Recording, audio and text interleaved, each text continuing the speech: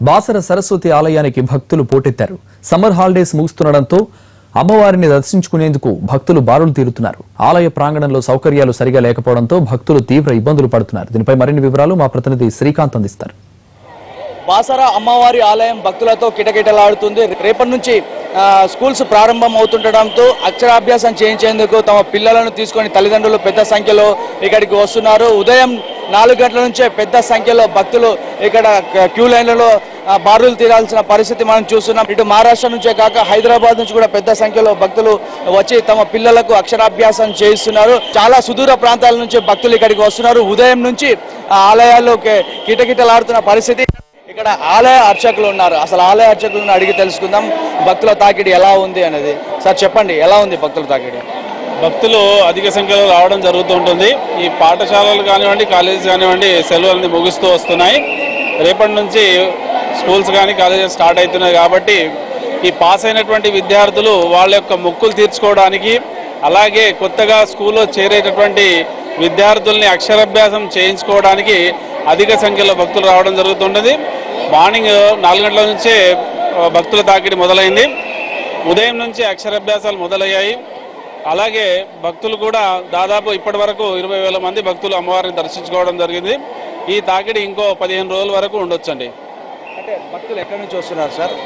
ఈ అమ్మవారి దర్శనార్థం భక్తులు తెలంగాణ, ఆంధ్ర, కర్ణాటక, మహారాష్ట్ర ప్రాంతాల నుంచి వస్తున్నారు ఇక్కడికి. భక్తులకు సౌకర్యాలు ఎలా ఉన్నాయి?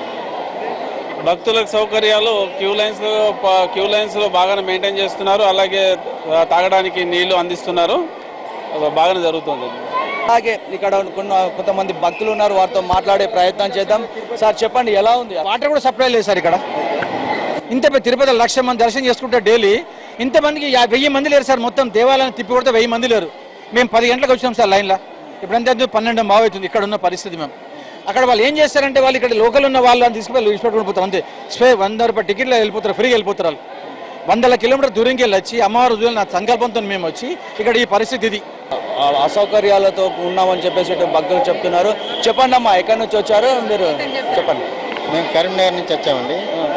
అంటే కొంచెం సౌకర్యాలు ఎక్కువ కల్పించాలి దేవస్థానం. మీరు ఎక్కడి నుంచి వచ్చారు? కరీంనగర్ నుంచి వచ్చాము. అమ్మవారి దర్శనం అమ్మవారి దర్శనం అయింది, బాగానే అయింది. సౌకర్యాల దగ్గరనే వాళ్ళు కొద్దిగా జాగ్రత్త తీసుకొని మంచి సౌకర్యాలు ఏర్పాటు చేయాలి.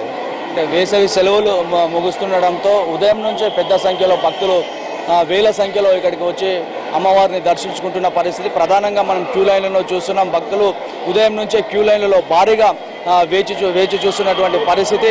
అమ్మవారి గర్భగుడిలో నుండే ఇదే పరిస్థితి ఉంటే ఇంకా బయట కూడా పెద్ద సంఖ్యలో భక్తులు క్యూ లైన్లలో వేచి ఉండాల్సిన పరిస్థితులు మనం చూస్తున్నాం. ఉదయం 4 గంటల నుంచి పెద్ద సంఖ్యలో భక్తులు తమ చిన్నారులకు అక్షరాభ్యాసం చేయించేందుకు అమ్మవారి ఆలయానికి వస్తున్నటువంటి పరిస్థితి. ఇక్కడ కొంతమంది భక్తులు ఉన్నారు, వారితో మాట్లాడే ప్రయత్నం చేద్దాం. చెప్పండి అమ్మా, ఎక్కడి నుంచి వచ్చారు? కాసే ఆయే? हम औरंगाबाद से आए। औरंगाबाद से। कैसा है? बहुत अच्छा वातावरण है। कितने बजे आए? हम 9 बजे से खड़े लाइन में। 9 बजे से लाइन में खड़े। हाँ।